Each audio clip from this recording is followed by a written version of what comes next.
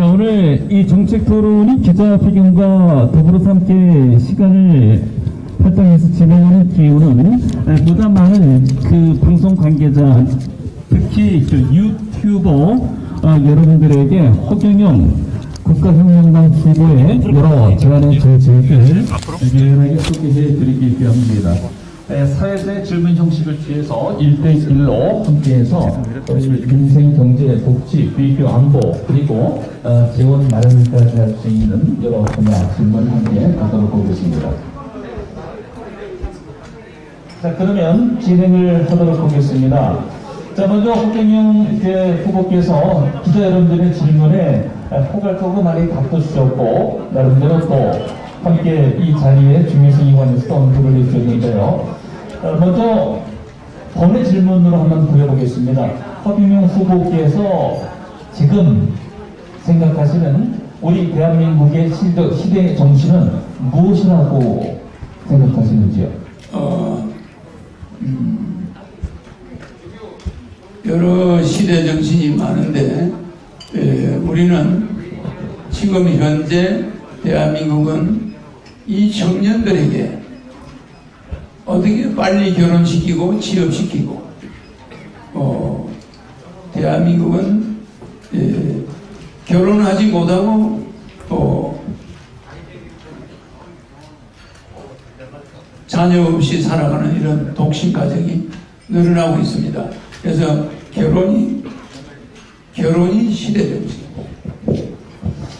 인구의 감소, 그 다음에 우리 젊은 층에 대한 일자리 소외, 여러 가지를 좀 포괄적으로 해서 우리 시대에 국가가 함께 고민하고 나아가야 되는 것은 무엇인가를 하나의 이유로 함께 말씀해 주셨습니다. 자, 그럼 본격적으로 질문에 들어가도록 하죠. 아무래도 1억입니다. 1억. 자, 1억을 지급한다는 거, 국민들이 과연 이게 합당한 소리인가 의아했다가 이제 관심을 가지면서 그럴 수도 있겠구나, 이런 시대가 된 것 같습니다. 자, 그러면 1억을 지급을 하게 되면은 인플레이션 우려도 있고요. 또 예산 집행에 쏠림 문제도 있을 텐데 이걸 관해서 어떤 그 해결책을 가지고 계시는지 7분 정도로 답을 해주시기 바랍니다. 1억을 여러분들에게 18세 이상 모든 국민에게 1억을 주면은 3,400조가 일단 풀려나갑니다.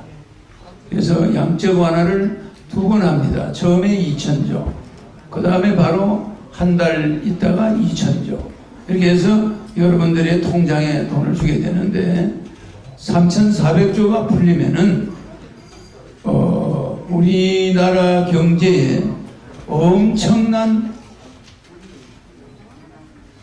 경제 파이가 커집니다.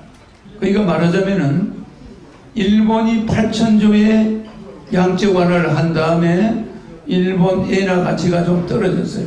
그래서 수출이 증가했습니다. 우리도 한국의 금융 파이가 지금 너무 작아요. 이 금융 파이를 3,400조를 늘리면 그 중에 한 2,000조는 은행으로 들어갑니다. 가계부채가 2,000조니까 은행으로 들어가고 나머지 돈은 1,400조 정도는 시중에 풀려요. 인플레 안 생깁니다. 약간의 인플레가 있다고 해서 디플레이션이나 에그플레이션이나 이런 플레이션과는 다릅니다. 인플레이션도 약간은 필요합니다.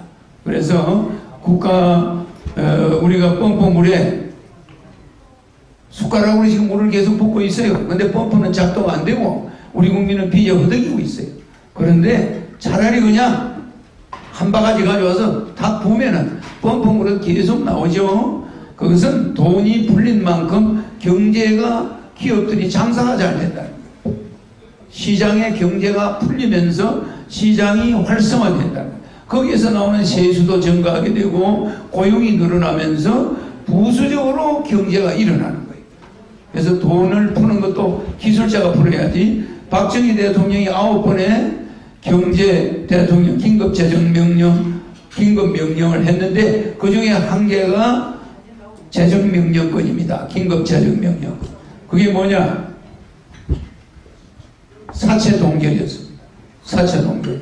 그래가지고 한국 경제가 일어났지. 박정희 대통령이 사채 동결을 안 했으면 여러분은 은행 이자 벌린다다가 사채 이자 내다가 우리나라 경제에 절대 일어날 수 없었어요. 모든 빚을 없애버린 거예요. 탕감 조치해버린 거예요. 제가 3,400조를 푸는 것은 박정희 대통령이 했던 그 정책에 똑같은 정책입니다. 굉장히 중요한 겁니다.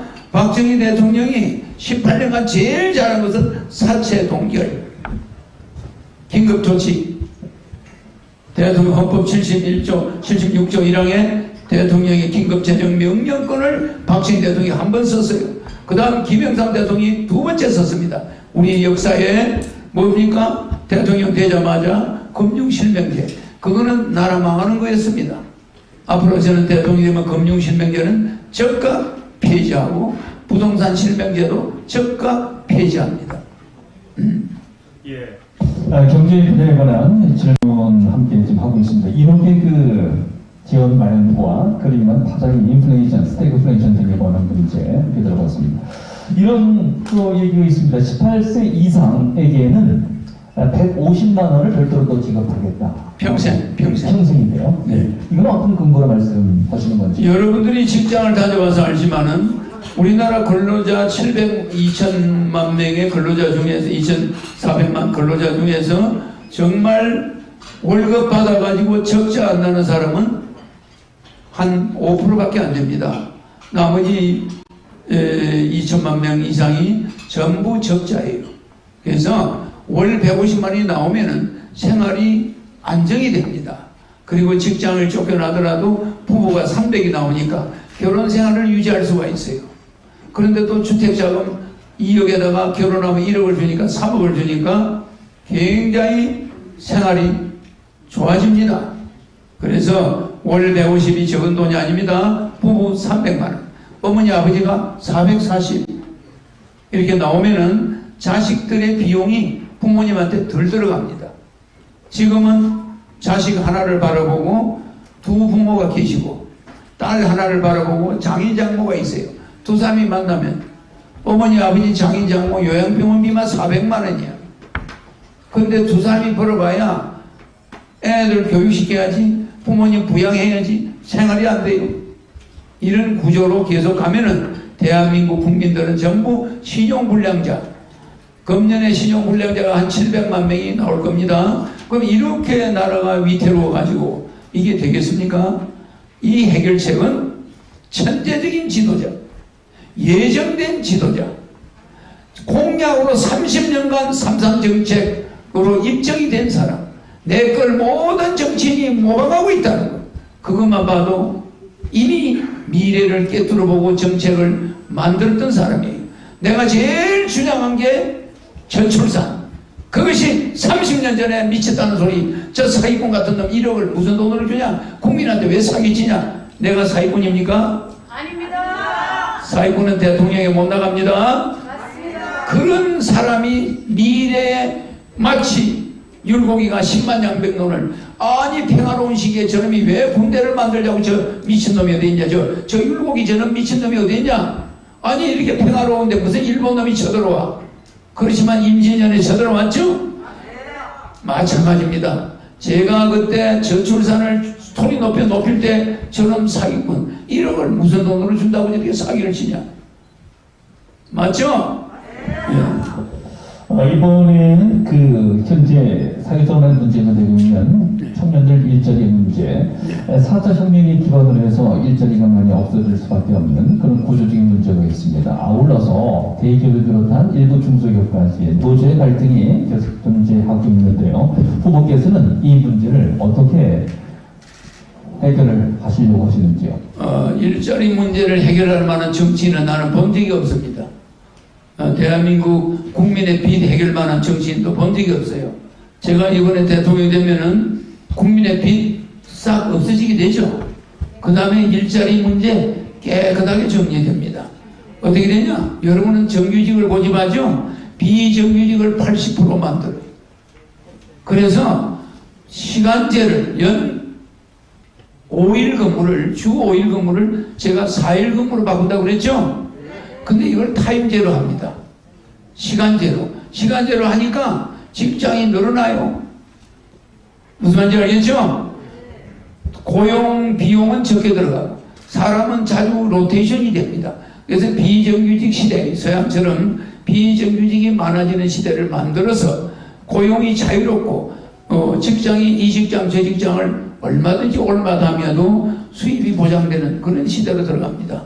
근무 시간은 적고 수입은 늘고 실업자는 100% 없어지고 자신 있습니다. 또 러시아로 북한으로 진출하면서 엄청난 고용이 늘어납니다. 네, 일자리 시효와 등등에 관련된 그 연장선까지 말씀을 들어봤습니다. 여가부 폐지를 지금 윤석열 후보 야측에서 주장하고 있고 여측인 이재명 후보는 준소, 그 심상정 후보, 안철수 후보의 경우는 더 보완 필요하다, 강조가 필요하다 하는데 이에 관해서 어떤 견해를 가지고 계십니까? 여가부 폐지도 제가 여가부가 만들어지자마자 주장했던 거예요. 그리고 여가부를 결혼부로 만들어야 된다.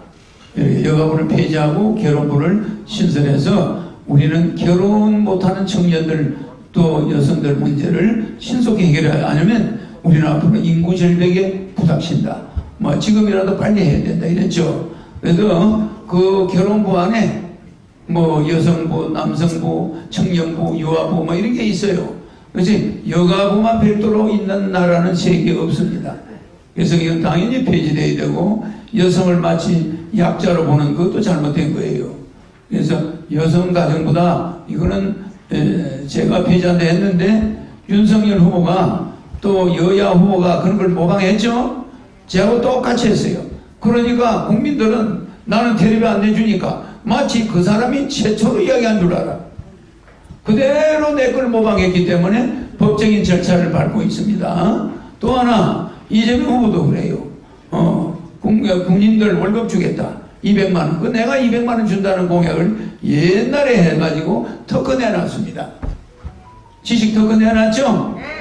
그거에 엄연히 있는데 나라에 돈이 없는 도둑놈이 많다는 말은 내 말을 할 때 이재명 후보가 허경영 씨가 이 말을 했다고 이렇게 이야기했어요.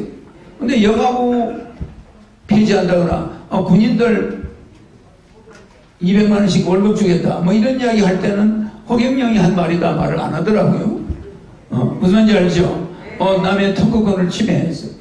그래서 그런 걸로 해서 내 공약을 그냥 내가 청소년들 2030한테 인기가 좋으니까 내 거를 송두리째 여야가 가져가고 있습니다. 언론은 막아놓고 진짜가 나타나면 짝퉁들이 들통나니까 진짜가 텔레비에 나오면 이거 끝장이다 이거. 호갱이가 텔레비에 나와서 1억 주겠다, 원래 150만 원 주겠다, 결혼하는데 3억 주겠다, 뭐 애 낳으면 5천만 원 이러면 그냥 짝퉁들은 전부 끝장나는 거야. 그러니까 간이 그 사람들은 콩알만 해요. 지금도 내가 여기서 이렇게 하니까 그 사람들은 간이 콩알만 해. 왜? 민간방송 그건 무슨 방송이었죠? 시사링크 TV에서 그 여론조사 했죠? 허경영 23% 나오고 이재명 후보가 3% 차이더라고. 그러면 내가 지금 지지하는 사람이 얼마나 많다는 겁니까? 그 사람들은 민간 유튜버 방송들이 여론조사 한 거 아닙니까? 제 여론조사 어떤 데는 24% 나오고 지금 현재 신문사들이 하는 거는 5.6% 나오고 뭐 그러죠? 실제 내 피부로 느끼는 여론은 상당합니다. 그래서 내가 이번에 대통령이 되나 안 되나 한번 보세요. 제가 지금 절대 후보들의 가족이나 후보들의 아내나 이런 사람에 대해서 인신공격한 적이 없습니다. 나는 내 정책만 주장하는데 내 정책을 도둑질해놓고 방송에 못 나오겠다 해버려요. 그러면 진짜가 나타나면 짝퉁들이 들통나는 겁니까? 그래서 나를 두려워하는 겁니까? 다 나는 알고 있어요. 내가 만약에 나와서 정상적으로 TV 토론을 할 경우 또 여론조사를 각 신문에 넣어줄 경우 감당이 안 되거든. 감당이. 국민들은 지금 뭐하고 있는지 압니까? 허경영 후보가 텔레비 토론에 한번 나오는 거 보고 싶다. 이게 대세예요. 허경영 후보가 TV에 한번 나오면 이상스럽게 시청률이 몇 배가 올라가는 거 시청률, 허경영 별명이 시청률입니다.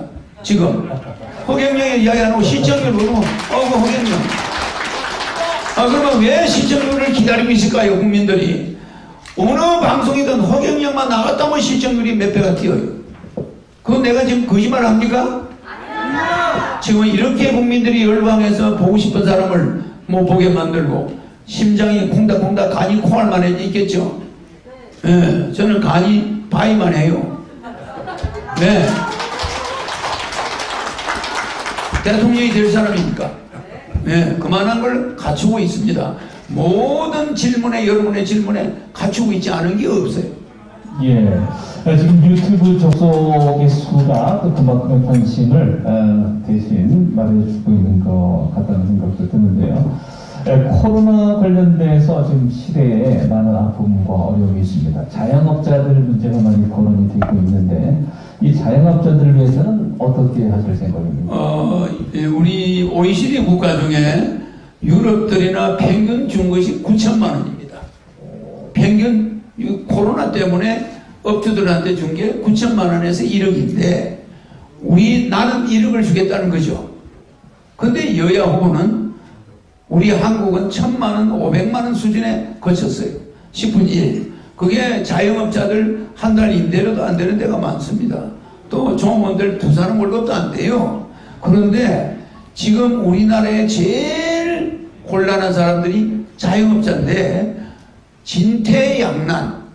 나가 앞으로 계속 장사를 하면 더 빚을 지고 장사를 안 하면 거지가 돼요. 빚쟁이가 달라들어가죠. 왜? 권리금부터 피해보는 게 너무 많은 거야. 그러니까 이게 나갈 수도 없고 물러서면 죽는 거야. 가족은 거기다 목을 메고 있고 어머니 아버지 그 아들만 바라보고 있는데 그 아들이 가게가 코로나 때문에 문 닫아라 뭐 해라 장사 안 돼요. 이런 진퇴양난에 있는 우리 국민들 우리 외면하고 있습니다. 정치인들은 절대 이거 남의 일이 아닙니다. 그래서 나는 1억을 주자는 겁니다. 1억을 주면은 18세부터 1억을 주면은 보통 가장이 몇 억이 들어와요. 자기 아내, 와이프, 아들, 딸 한 4억은 들어오잖아요. 코로나 벗어나갈 수 있습니다. 피해본 거 메꿔질 수 있어요. 그거를 이 장사 얼마 손해배서 너 얼마 이러면 그 사람들이 그게 말이 됩니까? 눈에 안 보이게 손해보는 게 많습니다. 계산할 수 없는 게 너무 많아요. 손님이 없어서 손해보는 거. 이 코로나 때문에 많은 국민이 어려우니까 우리 수출은 코로나와 관계없이 하고 있으니 국가에서 벌어들이는 수입에서 우리는 코로나에 1.5분 국민에게 써야 됩니다. 그래서 국민의 그동안 진 빚을 2,000조를 갚아주겠다는 거예요.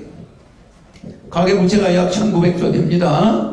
이거를 내가 해결해줘야 1년에 100조의 이자가 안 나갑니다. 이 1년에 100조의 이자가 나가는데 일본은 이자가 없어요. 그러니까 일본 국민과 기업들은 이자 부담이 없는데 우리는 코로나 전국인데다가 이자는 내야 돼. 1년에 100조를. 그러면 이 1년에 100조가 안 나가고 시장으로 한번 들어간다고 보세요. 갚아버리고 2,000조를 갚아버리고 이자를 안 내고 그것이 시장에 100조가 매년 투입되면 경제가 일어나. 이 사람들은 이 돈이 투입된 이후에 경제 이 빵이 커지는 걸 몰라요. 이 경제 파이가 커지면서 거기서 소비가 늘어나면서 또 이익이 나와요. 네, 그 코로나 자영업자 희생에 관한 문제에 관해서 말씀을 들어봤는데요.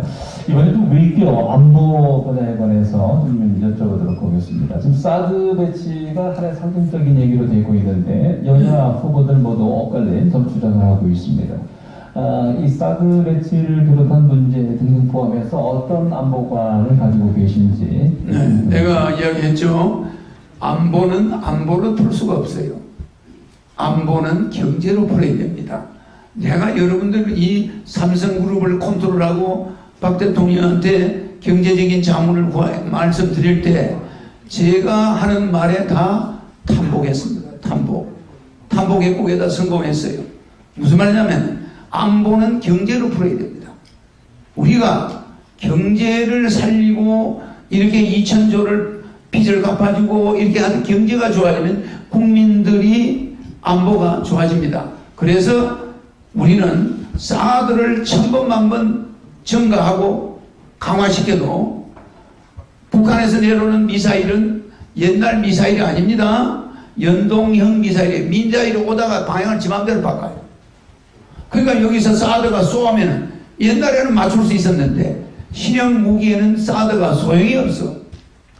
무슨 말인지 이해가죠? 그래서 사드를 아무리 늘려놔 봐야 인천공항에 미사일이 떨어져서 비행기 인천공항이 폐쇄돼 버리면 우리는 해외로 여러 가지 문제가 많이 생깁니다. 고립되죠. 근데 그 인천공항이 북한하고 붙어 있어서 사드가 1000대 10,000대가 있어도 그걸 막을 수가 없어요.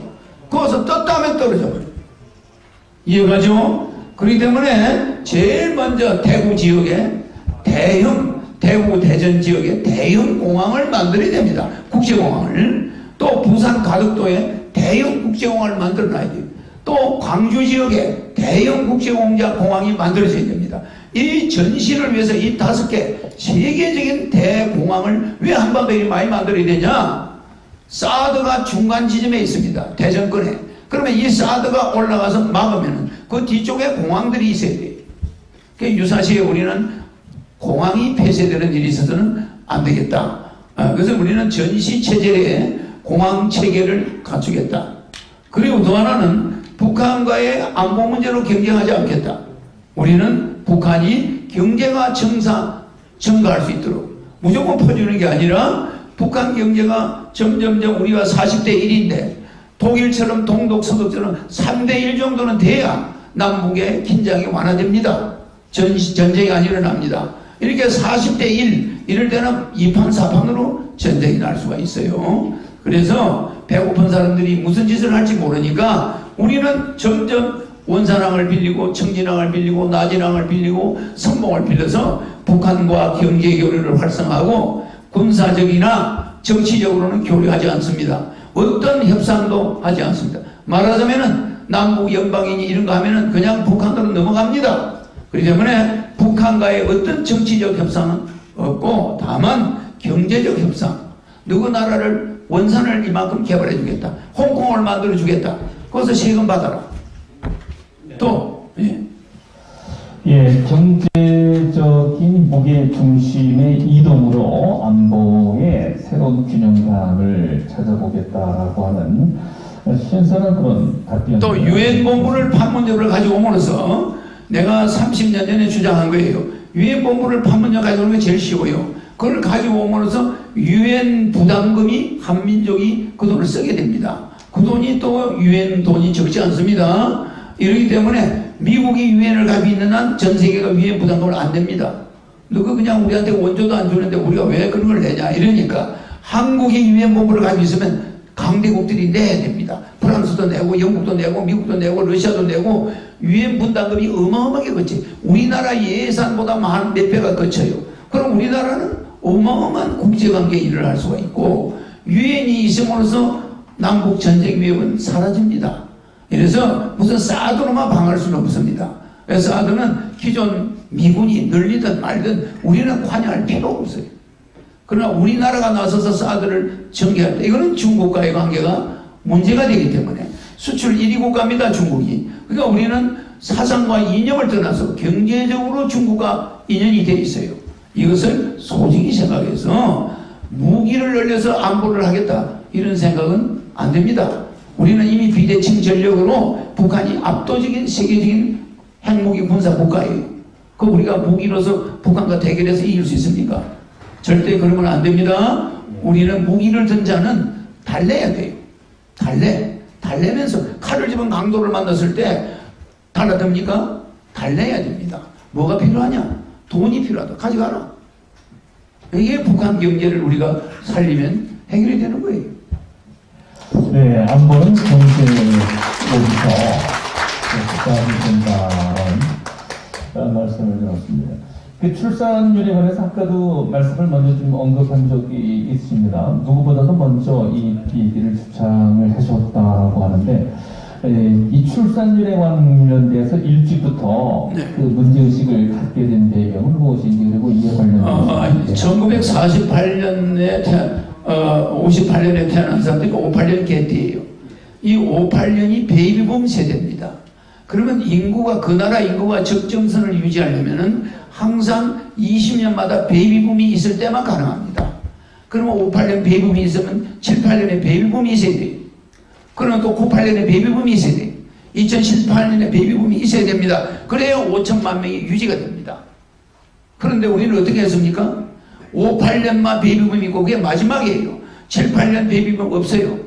98년 베이비붐 없어요. 2018년 베이비붐 없어요. 그 내가 그걸 이렇게 쳐다보니까 우리나라는 그냥 죽으러 가는 거야. 나라 없이는 애국자는 하나도 없고 전부 나라야 망하든 말든 인구 없어지든 걱정 안 하죠.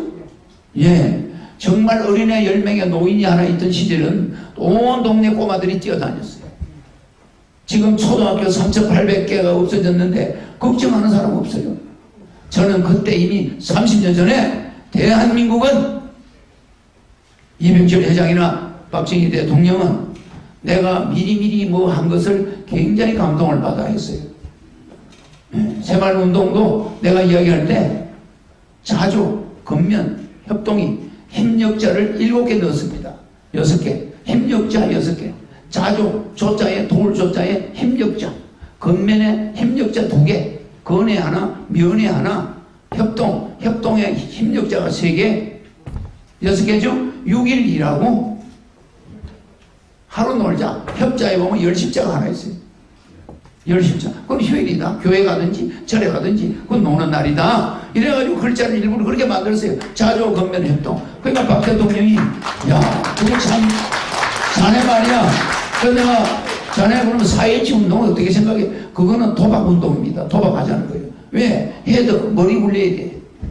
그러니까 4H니까 헤드 머리 굴리는 게 뭡니까? 핸드 손으로 하는 거야. 이게 뭐야? 도박이야. 하트, 심장, 화딱지 나면 그냥 화토판을 찌르고 엎어요. 그게 이게 순전히 감정 노름이야. 하트. 아니, 이 4H가 나라 망하는 운동이라는 거예요. 나는 박 대통령한테 그랬어요. 이런 4H 운동을 해서 무슨 나라를 세웁니까? 뜯어보십시다. 그래, 자조, 건면, 협동을 해서 힘력자 6개, 6일 일하고 10십자 하루 놀자. 이렇게 해가지고 경제를 살리는데 굉장히 획기적인 아이디어를 냈어요. 뭐 이런 거 가짜가 아닙니다. 사람들은 내가 부시를 만났는데 부시를 안 만났대. 명함모자 백성학 회장과 같이 비행기 타고 부시 파티장에 같이 들어가서 같이 만났어요. 그 사람 증언했습니다. 그런데도 재판부에서 저 사람 부시 안 만났어. 거짓말을 했어. 이번에 트럼프 만났는데 트럼프가 안 만났대. 그 사진이 가짜래요. 진짜 사진인데 5월 5일날 2018년 5월 5일날 트럼프 대통령하고 마주서서 사진 찍고 가짜가 아니잖아요. 이런 것을 전부 가짜라는 거예요. 아니 이명철 회장은 내 초등학교 선배입니다. 우리 학교에 1회생이고 나는 38회예요. 나하고 38년 차이죠. 그런데 위 회장님이 내보다 38살이 많지만은 어쨌든 그 이 회장님이 내 초등학교 동기고 내 집안의 이 회장님이 누님이 우리 숙모님이에요. 그러면 이 회장님이 누님이 왜 우리 숙모님으로 왔느냐? 이 회장님이 자기 있는 동네는 초등학교가 없어가지고 우리 숙모님 집에 와서 초등학교를 3학년까지 다니다가 서울 수성고등학교 옮겼어요. 그러니까 이 회장은 여태까지 학교 다니지만 졸업장은 하나도 없습니다. 지수초등학교 3년 중퇴, 수성초등학교 중퇴, 또 중학교 중퇴, 고등학교 중퇴, 일본 와세다 대학 중퇴. 이렇게 모든 학교를 중퇴를 했지만 그래도 대단한 기업인이죠. 지략가고. 그래서 이 회장님은 와세다 대학도 다니다가 몸이 아파서 귀국했어요. 그래서 그걸 중퇴를 하게 됐는데 그런 분이지만 제가 옆에 있어가지고 여러 가지 서로 삼성을 키우는데 제가 조언을 많이 했죠. 박 대통령 역시 마찬가지입니다. 저한테는 아버지 말이지만 그냥 내가 이야기하면 다른 사람이 이야기하는 것보다 참신하다는 거예요. 제가 우리 안보를 어떻게 생각하냐고 그러니까 유엔본부 가져와야 된다. 또 비보이별도 부산에서 브라디포스트까지 하브로버스까지 개발하겠다. 이렇게 이야기하죠. 그러니까 이런 거는 박 대통령이 되게 좋아해요. 근데 어떤 정치인도 맨날 여야 자기 후보 마누라 흉보는 거 맞지? 우리가 북으로 다시 올라가자, 뭐 중국으로 가자, 이런 말 하는 사람이 없어요. 아주 오물한 개구리 싸움을 하고 있어. 이런 정치인들을 보고 여러분들은 정권교체, 말만 정권교체죠. 해보세요. 4개월 만에 또 대통령 선거해야 돼. 그러면 국가 예산이 또 이 조 단위가 들어가. 뭐 하는 겁니까 지금? 여야 정권교체가 말이나 되는 소리입니까? 대한민국 국민 다 거짓말 들겠습니까? 이러다가는 알겠습니까? 전부 결혼 못하고 독신 가정이 50%야. 혼자 사는 사람이 50%인데 그게 청년들이 많다는 거야. 청년들이. 이게 뭡니까? 결혼 못하고 50대 청년이 40대 청년이 거기 차지하고 있다 이 말이에요. 되겠습니까? 절대 안 됩니다. 이런 여야 정권 교체 그런 달콤한 말에 넘어가지 마세요. 네. 우리 현실의 그런 경제인지 지금 함께 듣고 있는데요. 그리고 이제 문화 분야와 부동산, 특히 이제 관심 많이 모아진 두 분야에 관해서 집중해서 질문을 좀 드려볼까 합니다. 아까 세계적인 그런 말씀도 좀 있으셨습니다만, 한류가 이 문화산업으로 아주 크게 세계적으로 크게 흐르고 있습니다. 이 문화 산업 살기 위해서 우리는 한민족 문화가 왜 세계에 먹히느냐면은 전 세계인들의 무의식 속에 한민족 문화가 들어있다는 거예요. 우리 탱거르족이 당군족이라고 이제 뭐 외국 사람들이 볼 때 탱거르족이라고 하는데 이 우리 한민족 탱거르족이 한족이 아메리카, 북아메리카, 남아메리카에 인디아노로 퍼져 있죠. 우리 조상들이에요. 저 동남아시아 유럽까지 저기 잘 아시죠? 저기 저 한가리는 대한민국 할 때 한자입니다. 한가리예요. 그거 한국 사람들이 핏줄의 절반이고 머리가 검어요. 한가리가. 우리가 거기까지 진출했습니다. 한가리까지. 그러니까 이 탱거르족이 거기까지 진출해서 이 아시아 대륙 전체가 우리 한민족의 피가 흘러요. 그러다 보니까 우리나라 사람이 노래를 가서 부르면 그 사람들이 환장을 하는 거야. 왜? 그 사람들은 무의식 속에 옛날 조상들의 머릿속에 한국 사람들의 노래 소리가 들어있는 겁니다. 문화가 들어있어요. 그들은 부인하지 않습니다. 자기도 모르게 좋은 거야. 한국 사람의 문화가 자기도 모르게 끌려요. 그래서 우리가 노래를 부르면 전 세계인이 춤을 춰요. 그래서 우리 민족이 정말 세계를 흔들던 민족이었어요. 역사적. 그게 지금 이렇게 위축이 돼서 뭐 독도까지 뺏어가지고 그러고 뭐 우리 저 대마도도 우리나라 땅이었습니다. 마한을 바라본다. 대할 때 바라볼 때자 마한 맞자 대마도. 그러니까 그게 우리 조선이 관리하던 지역이잖아요. 일본한테 뺏겼지만 그런데 대려 일본이 독도가 자기들 땅이라고 그러잖아요. 그 우리는 지금도 수세에 몰려 있죠. 이런 형국이 돼가는 것은 우리 민족이 위대한 지도자가 아직 못 나와서 이렇다. 그래서 제가 이제 우리 한민족을 세계를 한민족이 나서 세계를 통일하고 한반도가 세계 수도가 되게 반드시 만들어드리거든. 그렇습니다. 꽤 많은 국민들이 관심을 가지고 있는 부동산에 관한 견해를 좀 여쭤보도록 하겠습니다.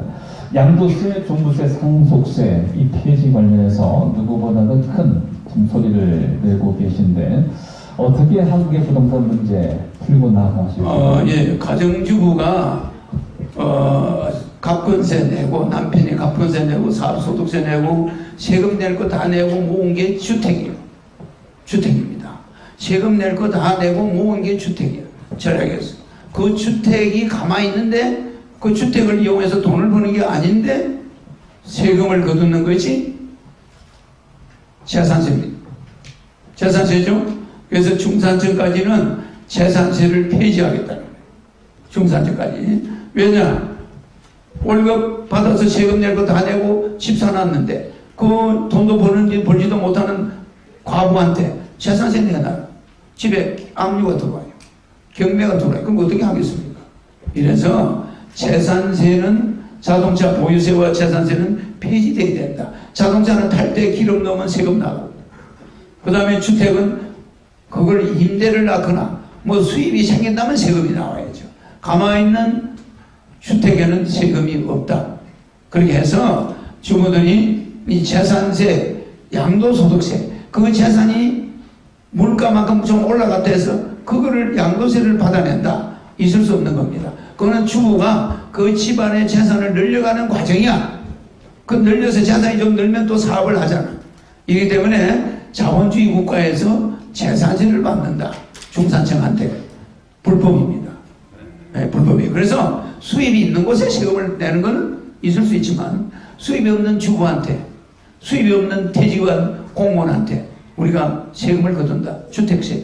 불법입니다. 여러분은 헌법에 우리가 행복추구의 원칙, 민주주의 3대 원칙에 행복추구인지 인간존엄 원칙, 절대공평의 원칙이 있는데 이걸 싸그리 전부 그냥 망가뜨리는 거예요.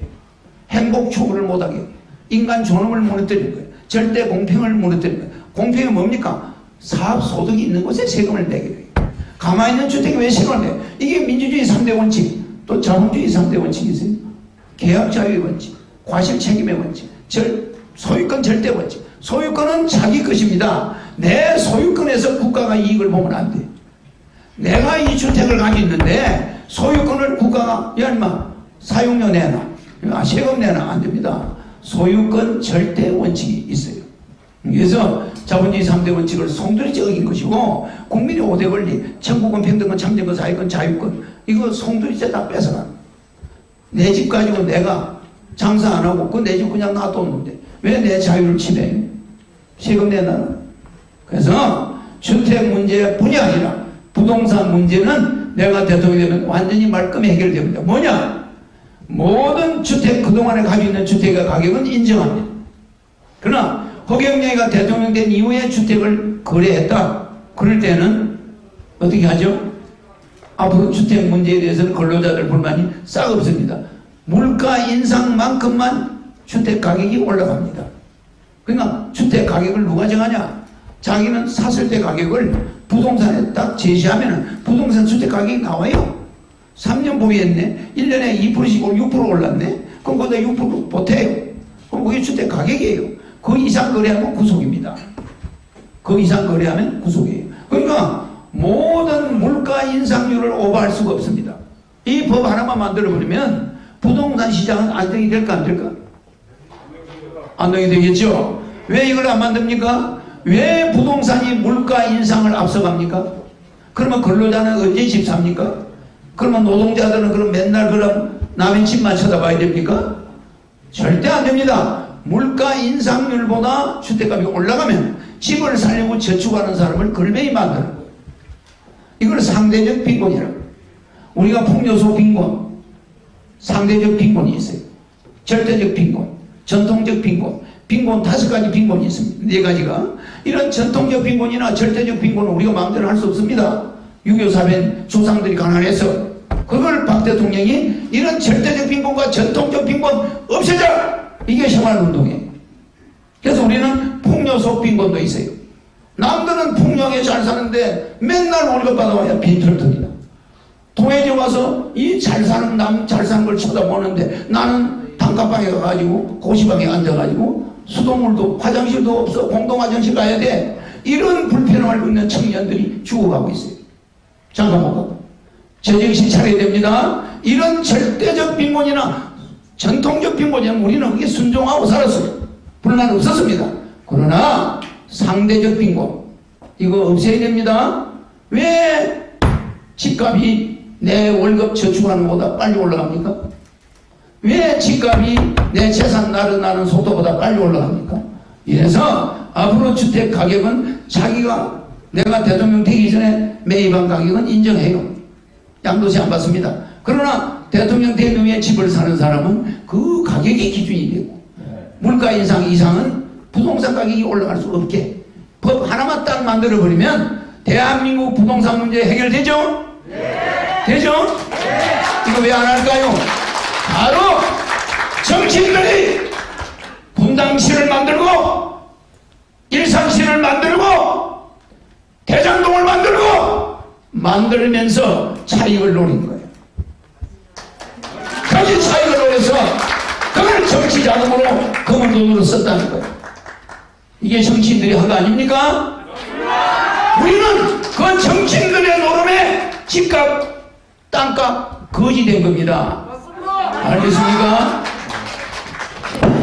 네, 오늘 여러 분야에 관해서 허경영 후보의 그 답변을 들으면서 우리 대한민국 사회 현안에 관해서 허경영만의 그 무게, 저울을 분명히 가지고 있다라는 생각을 가졌는데요. 끝으로 드리고 싶은 질문은 총체적으로 이제 말씀 좀 주실 거라고 믿는데, 여러 차례 대선 후보로 나오셨습니다. 근데 이번 20대 대통령 선거에 나오셔서 느끼는 다른 분위기가 있다면 어떤 걸 느끼시는지? 우리 박정희 대통령, 이승만 대통령 대단한 대통령들입니다. 이승만 대통령, 우리 박정희 대통령은 정말 감옥에 넣어야 될 부정축제자에 속하는 이병철 회장을 5.16 혁명당하면서 일본으로 피했죠. 돌아오는 조건으로 박정희 국가적인 최고의 의장을 만나는 조건으로 귀국했어요. 다 만나게 해주겠다. 당신은 구속하지 않겠다. 다 구속됐어요. 재벌들이. 그런데 박정희 대통령이 돌아와가지고 이병철 회장이 돌아와서 박정희 대통령과 마주 앉았습니다. 마주 앉았을 때 박정희 대통령한테 이병철 회장이 부탁한 게 요겁니다. 대한민국 혁명 왜 했습니까? 잘 생각하려고 했습니다. 그래요? 그러면 저 감옥에 가 있는 기업인들 다 풀어주세요. 저 사람들이 있어야 우리나라 잘 살게 됩니다. 설사 잘못한 게 있더라도 저들이 있어야 의장님이 대한민국 경제 살릴 수 있습니다. 가만 들어보니까 이 회장 말이 일리가 있거든. 그렇지 않아요? 그래, 도둑질을 하는 놈이 돈 잘 번다. 이 말이죠. 그래서 깨끗한 사람들은 대학교 교수나 해야지 돈 못 벌라. 이겁니다. 그래서 박 대통령이 가만 들어보니까 이 회장 말이 일리가 있다. 좋아요. 그럼 다 풀어줄 테니까 당신 우리나라 경제 살릴 수 있어요? 그 당신 그런 경제연합회 회장 해가지고 한번 살려봐요. 이래가 이명철 회장이 바톤을 이어받아가지고 다 풀려나와요. 다 풀려냈죠. 그래서 경제연합회 초대 회장이 됐죠. 그때는 경제연합회가 아닙니다. 그냥 경제인, 정부 경제인회죠. 그래서 그 회장이 된 다음에 박정희 대통령이 그 이병철 회장과 굉장히 그것이 공감을 했어요. 그 다음부터 그 채널이 열린 겁니다. 그때부터 이 회장님과 박 대통령의 채널이 열렸지, 뭐 혁명하는 사람 박 대통령이 이병철 회장을 왜 만나겠습니까? 그래서 대한민국이 이만큼 발전한 것은 그러면 부동산 정책 하나 해결 못하는 이런 거 재벌들에게 배울 점도 있어요. 재벌들 말을 들어야 돼. 부자는 전부 다 잡아라. 이렇게 지금 좌파 세력이 이런 식으로 나가다가 우파 세력들 무조건 부자 편만 들고 노동자들은 필요 없어. 이거 안 됩니다. 저는 어떻게 보면 국민 배당을 주니까 제일 좌파고, 또 상속세 폐지, 재산세 폐지 이런 거 주장하니까 최고 우파입니다. 그래서 좌파 우파로는 이 나라 못 구합니다. 좌파 우파 정권 교체는 맨날 국회에서 싸워요. 박근혜 대통령이 왜 저렇게 됐습니까? 여소야대 때문에 저리 된 겁니다. 그러나 야당이 지금 대통령이 되면은 정권 교체가 대통령이 여소야대가 아니라 그때보다 더블입니다. 이쪽은 200명이고 저는 100명이에요. 바로 탄핵 들어가면 바로 통과돼버려요. 하루면 통과됩니다. 이런 정국에 정권 교체 거기 빠져가 미쳐서 투표 잘못 찍지 말고 돈 받는 거, 실용적인 거, 어떻게 대한민국을 살리느냐? 경험 있는 사람, 한국의 재벌을 최초로 만들어낸 허경영, 생활운동을 최초로 건의한 허경영, 그런 사람, 방통대 만들어가지고요 졸업자가 100만 명이 넘습니다. 그런 아이디어 내는 사람, 저 비브이벨트 부산에서 저 하브라모스크 블라디모스크까지 한민족이 나가서 개발하고, 저 만주 우리가 옛날 우리 국민이 온 저 몽고, 우리의 고향 몽고 쪽으로 우리가 북쪽으로 진출해, 저 바이칼 우린 진출해야 돼. 여기 갇혀가지고 맨날 이제는 남의 후보자 마누라까지 흉을 보고 이거 얼마나 한심한 작태입니까? 나는 후보자 자신도 욕하지 않습니다. 정책 가지고 논하는 거지. 이것도 그들 나는 그 사람들이 좋은 부인 하나는 잘 만났다고 생각해요. 부인 하나는. 나 그런 사람이에요. 왜 여기 부인들을 비방합니까? 그게 무슨 선거에 도움이 된다고 남의 가정을 파괴합니까? 그거 한 인간의 어머니예요. 부인은. 그렇지 않습니까? 어떻게 인간의 어머니를 비난합니까? 설사 주부들이 잘잘못할 수 있죠. 후보자의 정책을 가지고 싸워야 되는 거 아닙니까? 그런데 중앙선관위는 토론 지침을 마련하지 않는 거예요. 여러분 토론할 때 사사로운 사적인 걸 비난한다거나 가사 문제를 가지고 비난하는 것은 호역지 않겠습니다. 정책만 토론합시다. 좀 이런 규정 만들면 안 됩니까? 정말 눈 뜨고 못 봐요. 이거 나라 망하자는 겁니다. 우리는 한민족이에요. 한 아버지의 피를 받은 사람들인데 형수 욕하고 뭐 남의 마누라 욕하고 이러면 됩니까? 그렇지 않습니까? 우리는 절대로 남을 비난하거나 후보자의 아내를 비난하거나 이렇게 해서 대통령 난 안 합니다. 그런 대통령 안 해요. 어디까지나 인간 이재명, 인간 윤석열, 안철수, 심상정 존경하는 마음으로 서로 토론해야 됩니다. 그래서 개인적인 사생활에 대한 비난, 이거는 불법이에요. 이거는 국민의 기본권, 3대권, 국민의 기본, 3대, 우리 국민의 권리, 3대 권리, 생존권, 소유권, 평등권. 생존과 소유권, 평등권에 침해되는 거예요. 국민의 5대 권리 중에 자유, 5번째 자유권, 언론, 출판, 집회, 결사, 종교, 사상, 표현, 양심, 이런 자유. 아니, 자기가 무슨 종교를 믿든, 무슨 무당을 가까이 하든, 그게 무슨 상관이 있습니까? 그게 언론, 출판, 집회, 결사, 종교, 사상, 표현, 양심의 자유, 그 양심의 자유, 종교의 자유, 지 마음대로 하는 거예요. 왜 거기에 대해서 비난합니까? 나는 이런 불법 천지, 이런 무법 천지의 한국 대통령 선거를 비난하는 겁니다. 개인을 비난하는 게 아니에요. 오히려 우리 국민들이 이번에도 정신 못 차리고 또 무슨 정권 교체에 쏙쏙 와가지고 넘어가면은 뭐가 나오느냐? 탄핵 정부, 촛불 시위. 그냥 나라 또 5년간 여러분은 죽어가는데 코로나에다가 또 촛불 시위에다 전염병을 덮어줘. 나중에는 코로나 환자가 50만 명, 100만 명, 그냥 국민 전체가 코로나 환자야. 알겠죠? 절대 대통령 후보 토론 지금 하는 거 불법입니다. 지금 대통령 토론 기계 근본 지점 함께 우리가 느낄 수 있는 그런 시간이었다면 그런 것을 들으겠습니다. 지금까지 20대 대통령 선거 국가정당당 고정영 후보님의 단독 정책 토론 방송을 함께 했습니다. 함께 해주신 시청자 여러분께 감사를 드리고요. 특히 해외에 계신 동포 여러분께도 감사를 드립니다. 질문을 하나 받아봐야 합니다. 그럴까요? 끝으로 우리 유튜브 관련돼서 유튜버들 중에서 질문 제 말을 듣고 네. 궁금한 게 있으면 한 사람이라도 질문해서. 저 맨 뒤쪽에 한 분이 계신데, 네, 마이크 전했습니다. 말씀해 주시죠. 네, 안녕하세요. 조현락입니다. 네. 네, 국민 여러분의 살림살이를 어떻게 하면 더 나아질 수 있을까요? 이 질문 하나만 드리겠습니다. 네. 그러니까 지금 여야 정권 교체는 국민들의 살림살이가 나아질 가능성은 존재하지 않습니다.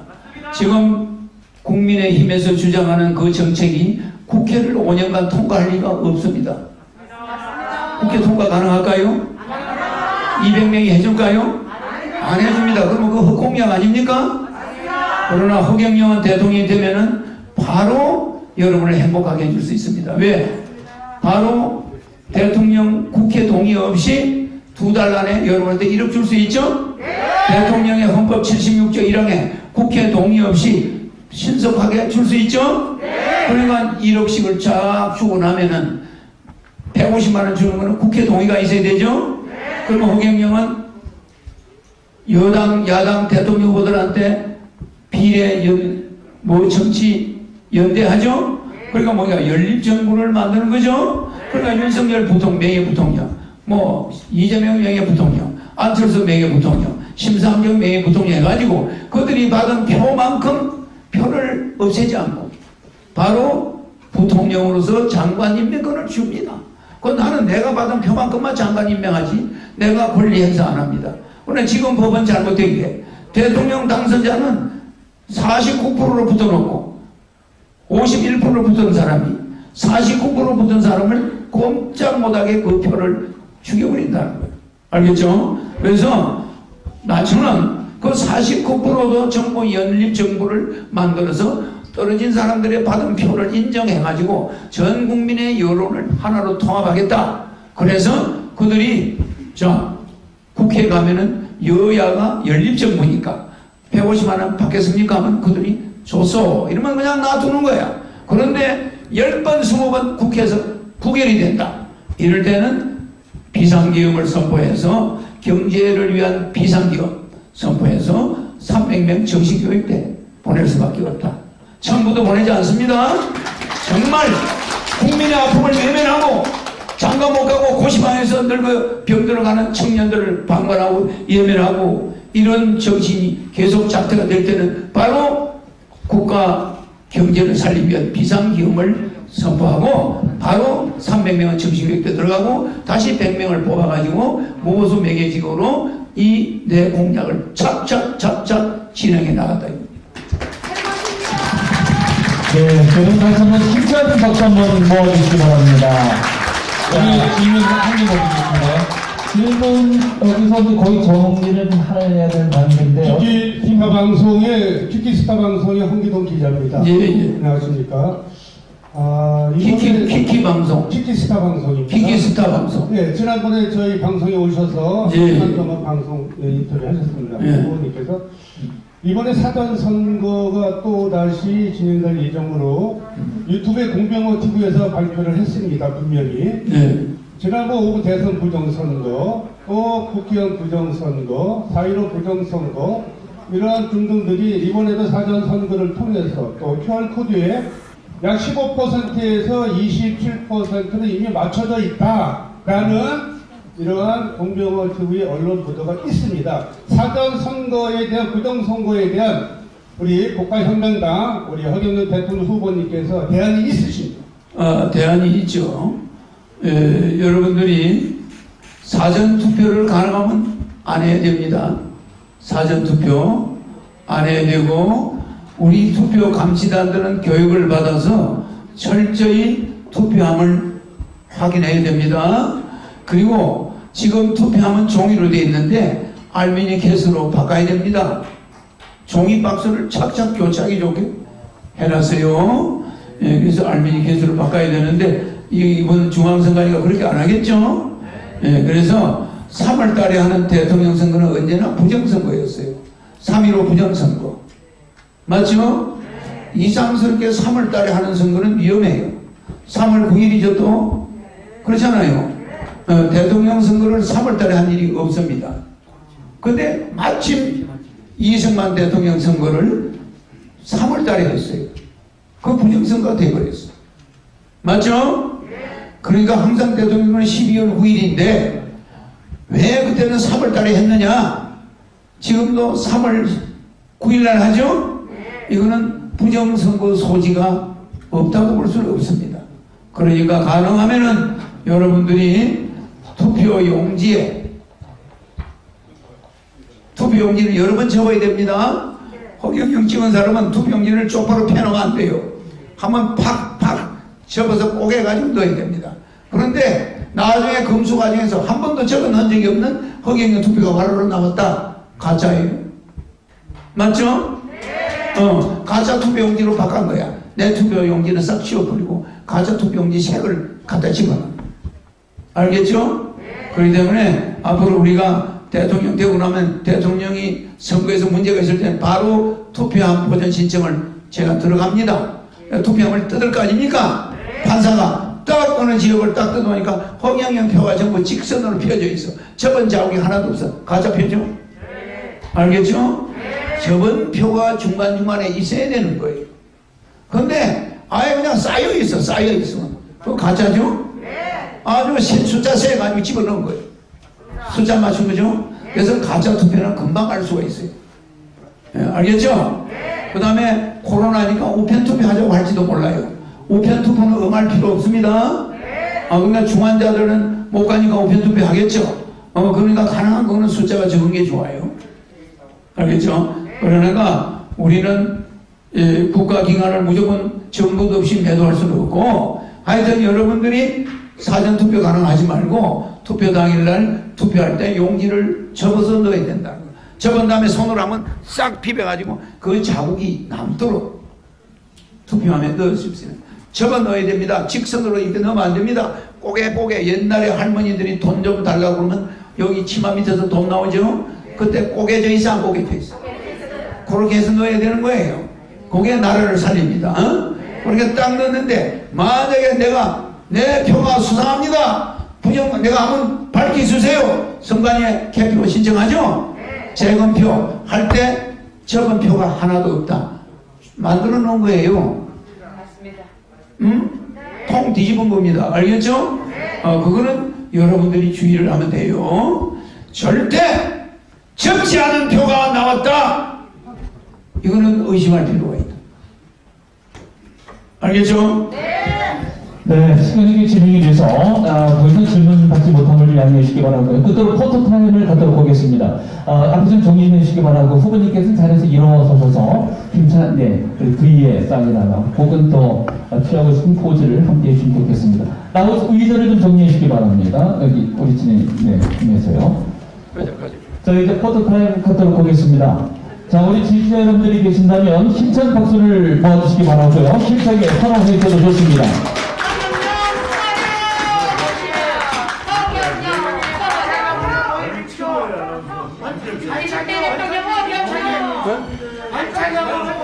지금은 안 되죠. 안 그래도 코미디를 못 샀는데.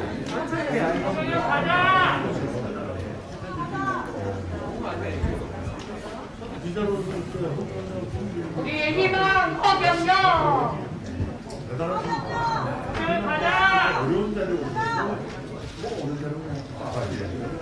네, 동북정 사연입니다. 나라 걱정 사연입니다. 부모님 걱정, 자식 걱정. 자, 여러분 다시 한번 힘찬 격려 박수를 보내주십시오.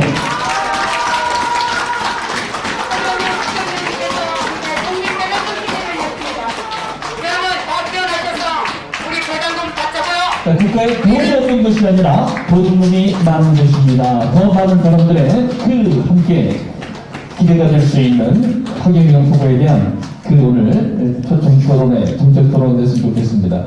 오늘 이렇게 많은 분들이 접속을 했는데요. 오늘 모처럼에 정치사상 이렇게 보기 드물게 이 토론회가 이렇게 단독으로 진행이 됐습니다. 한국 기록원 공식 최고 기록이 될 수도 있음을 느끼는 그런 현장입니다. 참여해주신 기자 여러분께 감사의 말씀을 드리고요. 나가실 때는 꼭 출입구에서 명찰을 반납해 주시기 바랍니다. 여러분 다시 한번 감사드립니다. 허경영 후보 힘찬 박수를 모아주십시오.